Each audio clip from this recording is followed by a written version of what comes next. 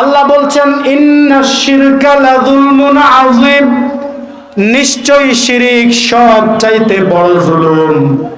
জুলুম কি জিনিস?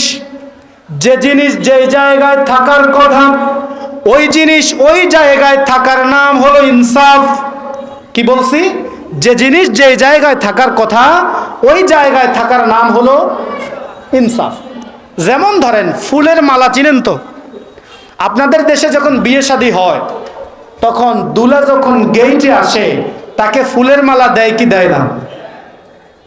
এখন গেইটে অথবা দুলাকে অথবা কোনো সম্মানী মানুষকে ফুলের মালা যদি দেয় এটা হলো ইনসাফ। কিন্তু এই ফুলের মালা যদি কখনো কোরবানির গরুর গলায় উঠে যায়, বলেন তো এটা ইনসাফ না জুলুম? টুপি থাকার কথা কোথায়? এই টুপি যদি কেউ হাঁটুর উপরে দেয়, বলেন তো এটা ইনসাফ না জুলুম? চশমা থাকার কথা কোথায়? বলেন চশমা থাকার কথা কোথায়? এই চশমা যদি চোখেই থাকে এটা হলো ইনসাফ। চশমা যদি কখনো মাথার পেছনে চলে যায় এটা ইনসাফ না জুলুম? বলেন তো এই জমিনের মালিক কে? জোরে বলেন, এই জমিনের মালিক কে?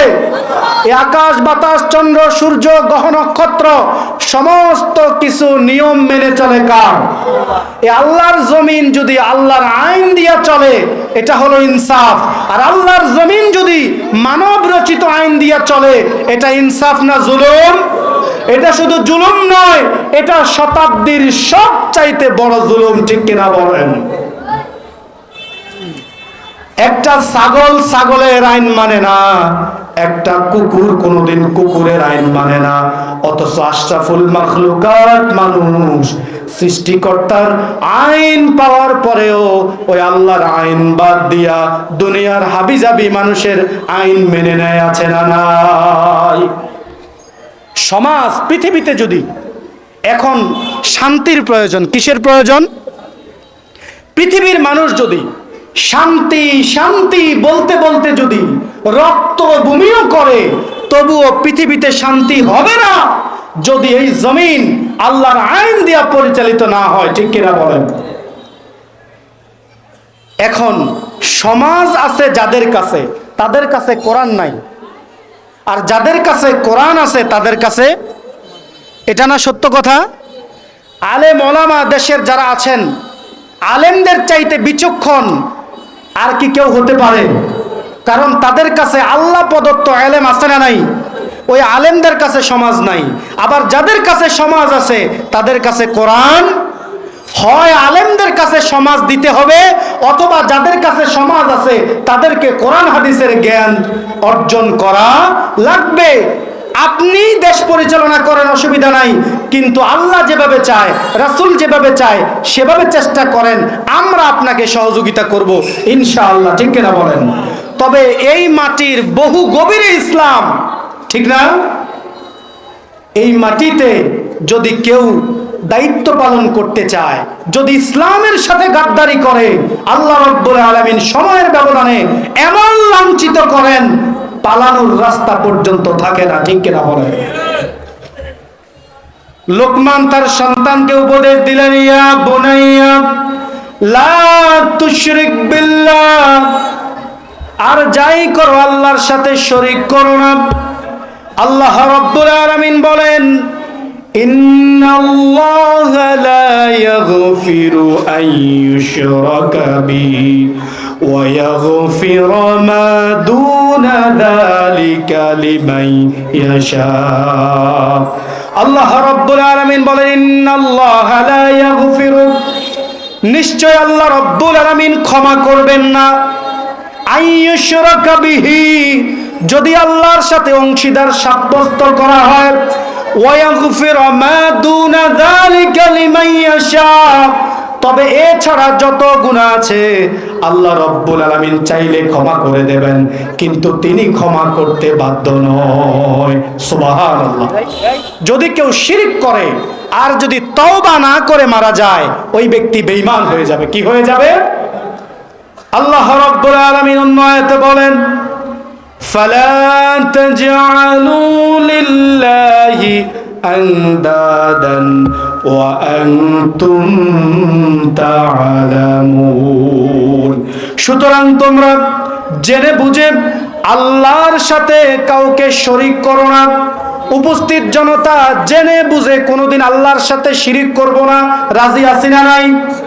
এই শিরিক হলো দুই প্রকার। কয় প্রকার? একটা বিশ্বাসগত শিরিক, আরেকটা হলো আমলগত শিরিক। লম্বা কথা, সে কথা আর বলছি না। হযরত লোকমান তার সন্তানকে 1 নম্বরে কি উপদেশ দিয়েছিলেন? মনোযোগ আছে আপনাদের? বলেন তো কি উপদেশ দিয়েছিলেন? আল্লাহর সাথে কি করা যাবে না? সবাই বলেন, শরীক করা যাবে না।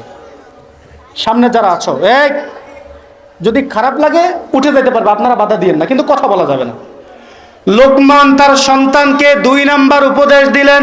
আল্লাহ রাব্বুল আলামিনকে লোকমান যখন তার সন্তানদেরকে উপদেশ দিলেন আল্লাহর সাথে শরীক করা যাবে না, এটা আল্লাহর হক, সাথে সাথে আল্লাহ রাব্বুল আলামিন জানিয়ে দিলেন ওয়াসাইনাল ইনসানা বিওয়ালিদাইহি হামালাতুহু উম্মুহু ওয়াহনান আলা ওয়াহন। আল্লাহ রাব্বুল আলামিন বলেন, তোমরা তোমাদের বাবা মায়ের সাথে ইহসান করতে থাকো, আর তোমার মা তোমার জন্য কষ্টের পরে কষ্ট সহ্য করেছে। আল্লাহ বলছেন বাবা মায়ের সাথে কি করো? ইহসান করো। জোরে বলেন, কি করো? ইহসান হলো কি জিনিস? ইহসান হলো বাবা মায়ের সকল চাহিদা তারা চাইবার আগে তাদের সামনে উপস্থিত করা লাগবে। আর আল্লাহ বলছেন ওয়াহনান আলা ওয়াহনিন, কষ্টের পরে কষ্ট সহ্য করেছে তোমার মা। কষ্টের পরে কষ্ট কি? সর্বপ্রথম সন্তানকে গর্ভে ধারণ করেছে, এটার একটা কষ্ট আছে না নাই? যখন গর্ভ থেকে সন্তান দুনিয়ায় চলে আসলো, মায়ের কষ্ট কি শেষ? এরপরে 2 বছর দুধ খাওয়ানোর কষ্ট আছে না নাই? দুধ খাওয়ানোর পরেই কি কষ্ট শেষ? এই ঠান্ডার রজনীতে মা সন্তানকে নিজের শরীরের আভা দিয়া পর্যন্ত উষ্ণতা দেওয়ার চেষ্টা করে, আর তিল তিল করে লালন পালন করে করে এই ছোট্ট সন্তানকে যে মা বড় করে দেয়, ওই মায়ের দায়িত্ব পালনের দরকার আছে না নাই? লোকমান তার সন্তানকে 2 নাম্বার কি উপদেশ দিলেন? বাবা মায়ের সাথে কি করা লাগবে? ভালো ব্যবহার করা লাগবে। আল্লাহ বলছেন আনিশকুরলি ওয়ালি ওয়ালিদাইকা ইলাইয়াল মাসির, আমার পরে তোমাদের সৃষ্টির জন্য তোমরা সবচাইতে বেশি কৃতজ্ঞ হবা তোমাদের বাবা মায়ের প্রতি। কার প্রতি? তাহলে লোকমান তার সন্তানকে 2 নাম্বার উপদেশ দিলেন যে বাবা মায়ের সাথে কি করা লাগবে? ভালো ব্যবহার